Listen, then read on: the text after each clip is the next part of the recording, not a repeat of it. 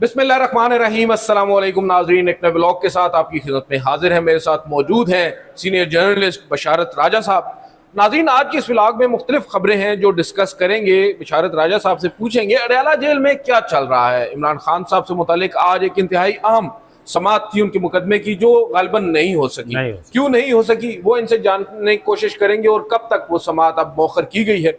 इसके अलावा जो असल खबर है, हम देख रहे हैं कि जो मुज़ाकरात हैं वो एक मरतबा फिर उनकी आवाज़, उनकी शुनीद शहर इक़्तिदार में सुनाई पड़ रही है। बिलखसूस अब से कुछ देर कबल ही हम बयान सुन रहे थे आज़म नज़ीर तारड़ साहब का, जो वफाकी वज़ीर कानून है। उन्होंने भी आज पाकिस्तान तहरीक इंसाफ की एक मरतबा फिर असम्बली फ्लोर के ऊपर न सिर्फ तारीफ़ की बल्कि उनके उस इक़दाम को भी सराहा जो उन्होंने फूल बरसाए जनाब तहरीक इंसाफ पर। और ये क्या परिवर्तन जो आया है, जो सोच में जो तब्दीली आई है, इसकी वजह क्या है? क्या यही वजह है कि कुछ दिनों से ये बातें चल रही हैं, चहमगोइयाँ हो रही हैं कि पस पर्दा कुछ मुज़ाकरात चल रहे हैं जो शुरू हो चुके हैं, और इस हवाले से बताया जा रहा है कि शायद एक वफ्द भी तैयार है इमरान खान साहब के पास जाने के लिए, उनसे हिकमत अमली तब्दील कराने की कोशिश करने के लिए। और फिर इसमें वो भी हम बात करेंगे जो नवाज शरीफ साहब अपने भाई से शिकवा करते नजर आ रहे हैं। तो क्या ये सब उसी सिलसिले की कड़ी है? और जो सोच में तब्दीली आ रही है पाकिस्तान तहरीक इंसाफ के हवाले से, आगे क्या आपको नज़र आ रहा है? जो इमरान खान साहब पर होने वाली सख्तियाँ हैं, क्या वो कम होंगी या इसी तरह ये सिलसिला चलता रहेगा? इसके ऊपर बताइएगा। सबसे पहले जो अडयाला जेल में आज की सूरत हाल है उस पर ज़रा ब्रीफली। बहुत शुक्रिया आदिल भाई। एक तो आपने ये इंट्रो में खबरें दी हैं, इसके अलावा एक असद दुरानी साहब ने भी एक आर्टिकल लिखा, उस पर आखिर में बात करेंगे, जिसमें उन्होंने कहा कि पाकिस्तान बुरी तरह जाल में फंस चुका है, ट्रम्प ट्रैप में। और फिर उन्होंने कहा कि उन्होंने ये भी कहा है कि पाकिस्तान जो है एक शहबाज शरीफ एक बटालियन की तरफ से चला रहे हैं। ये उन्होंने अपने उसमें, ये असद दुरानी साहब वही हैं जो आईएसआई के फार्मर और जिन्होंने अदालत में बयान अल्फी दिया। अच्छा, बयान अल्फी और राग के चीफ के साथ मिलकर एक किताब भी लिखी। ये वही है, चले वो एक है। अच्छा, अडयाला जेल में जो आपने बात की है कि बिल्कुल दुरुस्त बात है कि आज वहाँ तोशाखाना 2 केस की समाअत होना थी। ये कुछ पहली बार नहीं हुआ कि वहाँ पर समाअत जो है वो मुलतवी की गई है, ये मुतअद्दिद बार हो चुका है।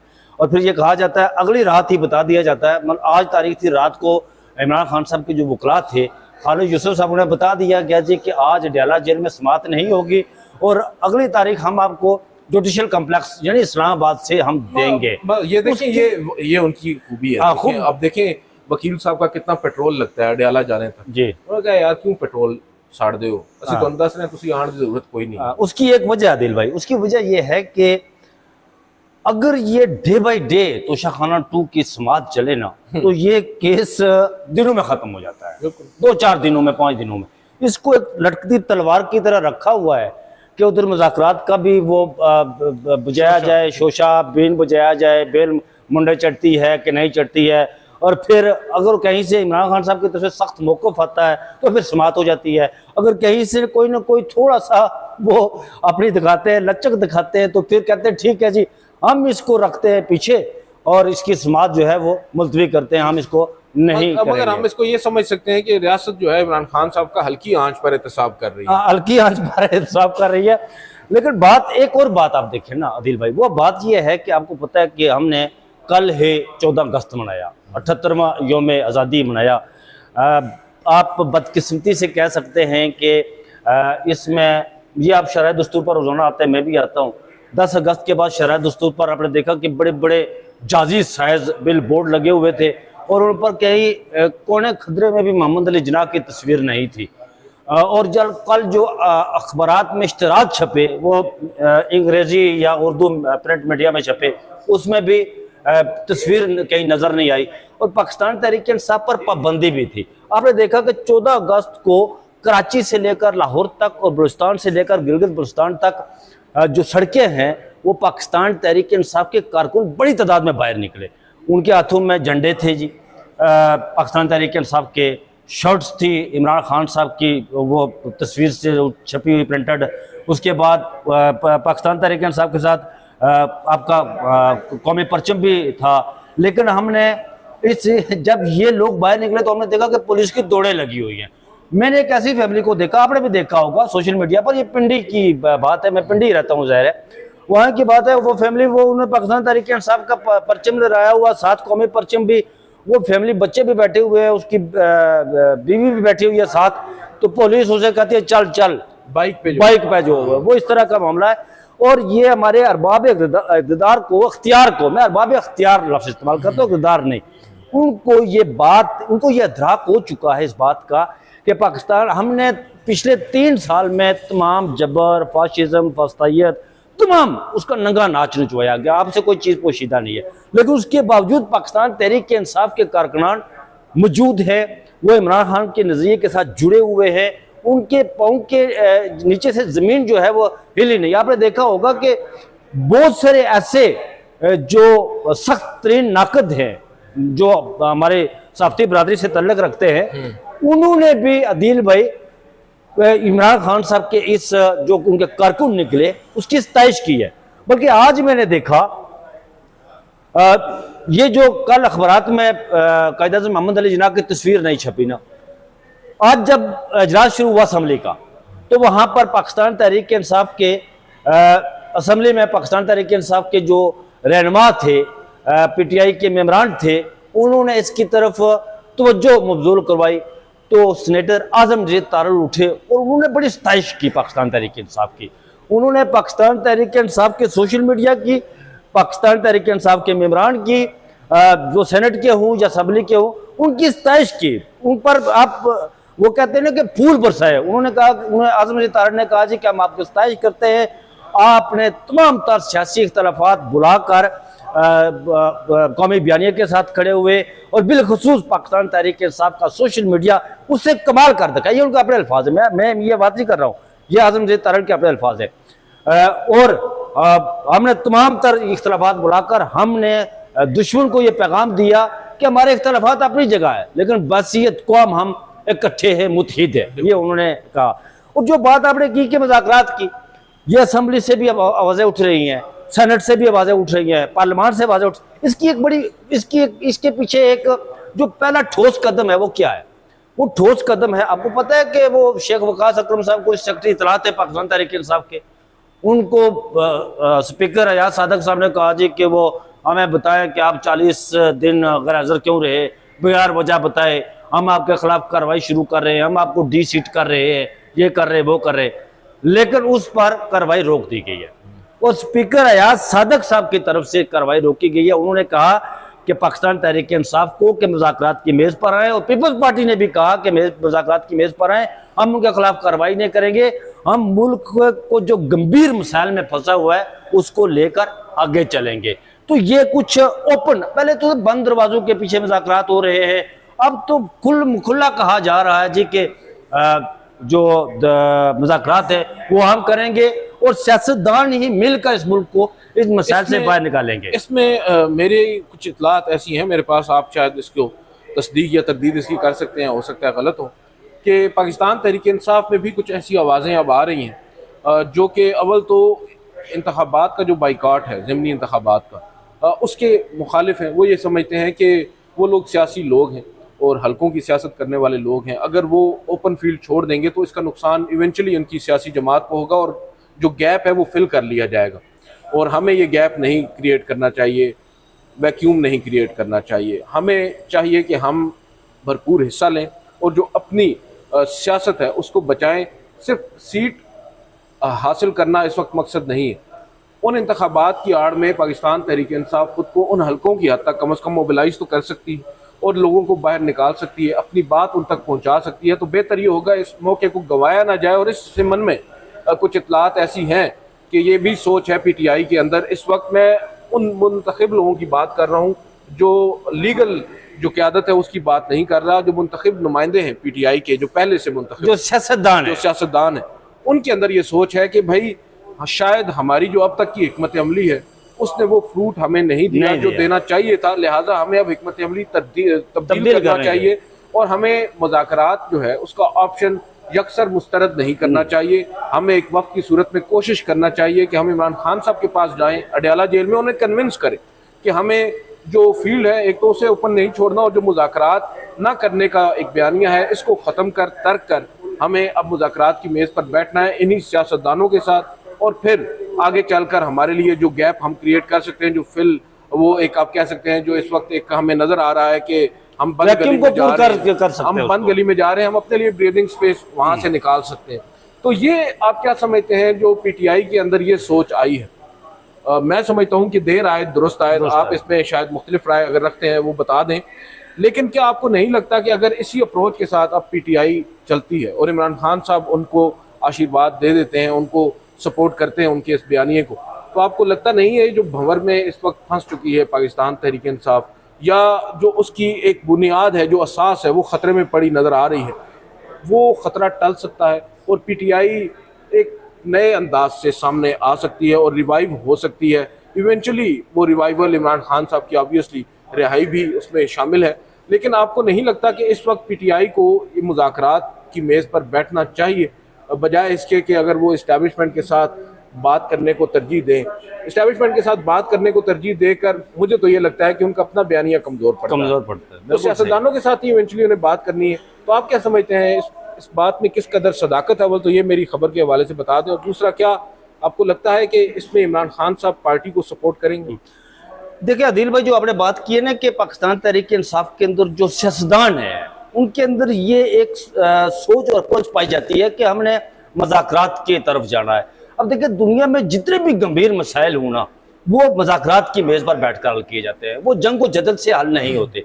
अब देखिए अवामी नेशनल पार्टी ने, अब ये कल की खबर है, मतीउल्लाह जान साहब ने भी ट्वीट किया था कि अवामी नेशनल पार्टी ने पीटीआई से मजाक, ये देखिए खैबर पख्तूनख्वा के अंदर ये एक दूसरे के सख्त सियासी हरीफ है, लेकिन उन्होंने बाजोड़ वाले मामले पर, जो बाजोड़ एजेंसी का मामला है, उस पर उन्होंने ऑल पार्टीज कॉन्फ्रेंस बुलाने की बात की है, और उन्होंने पीटीआई से कहा है कि हम आपसे मुज़ाकरात करना चाहते हैं, बैठना चाहते हैं आपके साथ और आपको दावत देना चाहते हैं। पीटीआई के अंदर कुछ लोग, जो बात आपने की ना कि जो लीगल माइंड थे, उन्होंने मुखालफत की, उन्होंने कहा नहीं भाई इसकी, उन्होंने क्या मुखालफत की, उन्होंने कहा जी कि देखिए माजी में जनाब एमएल वली खान ने जो बातें की इमरान खान के हवाले से, बयानात दिए, ये किया, वो तो मौलाना फजल रहमान साहब भी देते रहे, वो तो इमरान खान साहब भी देते रहे मौलाना फजल रहमान साहब के हवाले से, आप तो बैठे रहे उनके साथ 26वीं आईनी तरमीम पर। तो फिर जो पॉलिटिकल अप्रोच थी, सोच थी, थिंकिंग थी, उन्होंने कहा कि नहीं हम उनके साथ बैठेंगे और अमन वाला जो मामला है खैबर पख्तूनख्वा के अंदर जो ऑपरेशन हो रहा है, उस हवाले से हम उनके साथ बैठकर बात करेंगे। और रही बात आपने कहा कि इमरान खान साहब के हवाले से, अब देखिए 85 में जो 85 के इलेक्शन हुए थे गैर जमाती बुनियादों पर, जनरल ज़िया उल हक साहब ने करवाए थे वो इलेक्शन, उन इंतखाबात में पीपल्स पार्टी ने बाइकाट किया था, और पीपल्स पार्टी आज तक उसको पछता रही है, आज तक। अब देखिए कि जब भी कई स्पीचेस होती हैं या प्रेस कॉन्फ्रेंस में बिलावल स्पीच कर रहा होता है, प्रेस कॉन्फ्रेंस कर रहा होता है, या किसी जगह वो तज़किरा आता है, तो वो उस पर तामल का, तासब का इजहार करते हैं और कहते हैं, अफसोस का इजहार करते हैं कि ये हमने बहुत बड़ी गलती की है। अब देखिए मैदान में आप रहकर दिल भाई मुकाबला करेंगे ना, अगर मैदान से में आपकी बात को आगे बढ़ाते हो, 2008 में जब आपको याद होगा बेनजीर भुट्टो की, इमरान खान साहब ने बाइकाट किया था, नवाज शरीफ साहब ने पहले किया, इमरान खान साहब ने नवाज शरीफ साहब के साथ इत्तेफाक किया, बाद नवाज शरीफ साहब ने तो बाइकाट खत्म कर दी और इंतखाबात में हिस्सा ले लिया, इमरान खान साहब डटे रहे, उन्होंने बाइकाट कर दिया और इवेंचुअली उन्हें नुकसान हुआ। बाद में उसने उनका इजहार भी किया कि 2008 में हमें बाइकाट नहीं करना चाहिए था, हमारे साथ धोखा हुआ, ये बात उन्होंने की थी। मैं समझता हूं कि अगर आप मैदान में होंगे तो मैदान में रहकर मुकाबला करेंगे, अगर मैदान से बाहर चले जाएंगे तो मुकाबला किसके साथ करेंगे? आपको ये सियासी मैदान खाली नहीं छोड़ना चाहिए, पार्लियामेंट भी खाली नहीं छोड़ना चाहिए। और मेरा ख्याल है कि जो पाकिस्तान तहरीक इंसाफ के अंदर पॉलिटिकल अप्रोच है, वो इमरान खान साहब को इस बात पर कायल कर देगी कि आप जो है हम ज़िमनी इंतखाबात में जाएंगे, और वो इमरान खान बदसूरत इस पर जाएंगे। इमरान खान साहब ने बहुत मुतअद्दिद मरतबा जब उन्हें कायल किया जाता है तो वो अपने बयानात जो पहले देते हैं उनसे वो, देखिए इमरान खान साहब के बारे में ना एक तासुर, हम यहाँ पर एक चीज़ बड़ी वाज़ेह हमें करनी चाहिए, हमें नाज़रीन को भी बतानी चाहिए। इमरान खान साहब इस वक्त एक तो आज़ाद नहीं है, ठीक है, उनके पास हर तरह की इंफॉर्मेशन नहीं आ रही, उनके पास बड़ा महदूद किस्म की इंफॉर्मेशन पहुँच रही है बड़ी कांट छांट के बाद। तो उनका जो इस वक्त सोचने समझने की सलाहियत है उसके ऊपर तो आप सवाल नहीं उठा सकते, लेकिन जो इंसान सोचता है, जो समझता है, या जो फैसला साजी होती है, वो जाहिरी बात है उस इंफॉर्मेशन की बेस पर होती है जो उस तक पहुंच रही होती है। जब इमरान खान को आपने आइसोलेट मुकम्मल तौर पर कर दिया है उस तक हर बात पहुंच नहीं पा रही। एक टीवी अखबारात उसको मैसर नहीं है, उसको मालूम नहीं है दुनिया में चल क्या रहा है, पाकिस्तान के अंदर इस वक्त सोच क्या पनप रही है। वो उसमें जो फैसला करेंगे वो जाहिर बात है उससे सिंक इन नहीं होगा। जब उनके पास डायरेक्टली पाकिस्तान की तहरीक इंसाफ की जो क़यादत है, सियासी क़यादत है, वो जाएगी और वो पूरा एक नुक्ता नज़र उनके सामने रखेगी, तो ऑब्वियसली वो फैसला, क्योंकि इमरान खान साहब सियासी शख्सियत है, सियासी रहनुमा है, साबिक वज़ीर आज़म है पाकिस्तान के, भले ही लोग उन्हें आज भी क्रिकेटर होने का ताना दे रहे हैं, लेकिन भाई उन्होंने इन सब सियासतदानों को जो आज उन्हें क्रिकेटर होने का ताना दे रहे हैं, सियासत में मात दे दी है। जी बिल्कुल। तो उस शख्स को जब कंप्लीट पिक्चर दिखाई जाएगी तो उसने बड़े उम्दा फैसले करने, और यही वजह है कि उन्हें कंप्लीट पिक्चर नहीं दिखाने आप मौजूद थे नीचे यहाँ पर, मैं, आप, मतिउल्लाह जान साहब, सैयद रशीद, एक कद कोई और बंदा था, जब यहाँ पर एक आम शख्सियत का उन्हें अवार्ड भी मिला है। आम शख्सियत ने हमसे इस बात का जिक्र किया कि इमरान खान साहब तक जो पिक्चर पहुँचाई जाती है ना वहाँ पर, वो पूरी नहीं पहुँचाई जाती।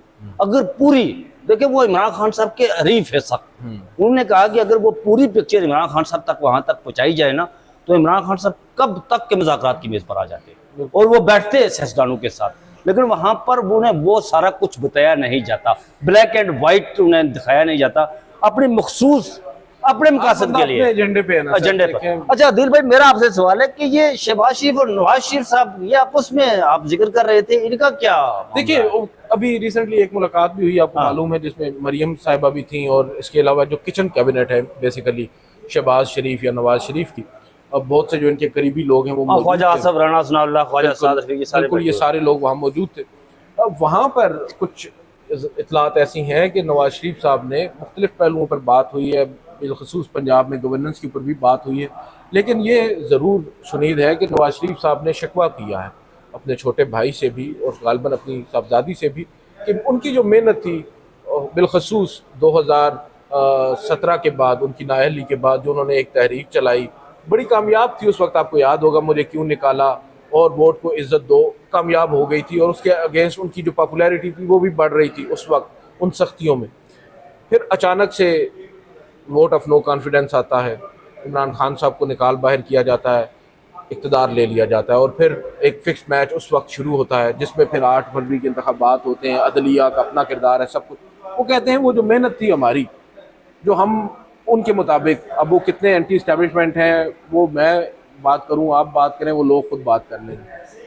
उनके नज़दीक उन्होंने एक स्पेस अपने लिए क्रिएट की थी सियासतदानों के लिए, इस्टेब्लिशमेंट से, फौज से, और हमेशा हर दौर में उनके इख्तिलाफात रहे हैं। वो ये समझ रहे हैं कि अब उनकी जो तमाम तर मेहनत थी वो ज़ाया हो चुकी है। जो थोड़ी बहुत एक एक्सेप्टेबिलिटी का अंसर था अवाम में हमारी सियासी जमात के लिए, वो अंसर भी अब ख़त्म हो चुका है। वजह यह है कि अब हमने जो बिल्कुल ही एक तरीके से हम बन चुके हैं, प्रॉक्सी बन चुके हैं एस्टैब्लिशमेंट की, और उस प्रॉक्सी बनने की नुकसान हमें यह हुआ है कि आज जिस शख्स को अवाम ने मुंतखब किया है, ये भी सुनने में आया कि उन्होंने एडमिट किया वहाँ पर कि जिस शख्स को वोट मिला है वो इक़्तिदार में नहीं है, जिनको अच्छा। नहीं मिला हम इक़्तिदार में बैठे हैं। मुझे ये समझ में, मैं यकीन नहीं कर पा रहा कि नवाज शरीफ ने ये बात की होगी, लेकिन अगर आप इस बात को थोड़ा सा क्रिटिकल एनालिसिस इसके ऊपर करें, बिशारत राजा साहब आपकी बड़ी गहरी नज़र है, इस वक्त मुल्क में जो अवाम में मकबूल सियासतदान हैं या अवामी जो सियासतदान हैं वो दो हैं। अव्वल तो इस वक्त तो सिर्फ एक है ना, इमरान खान साहब है, ठीक है।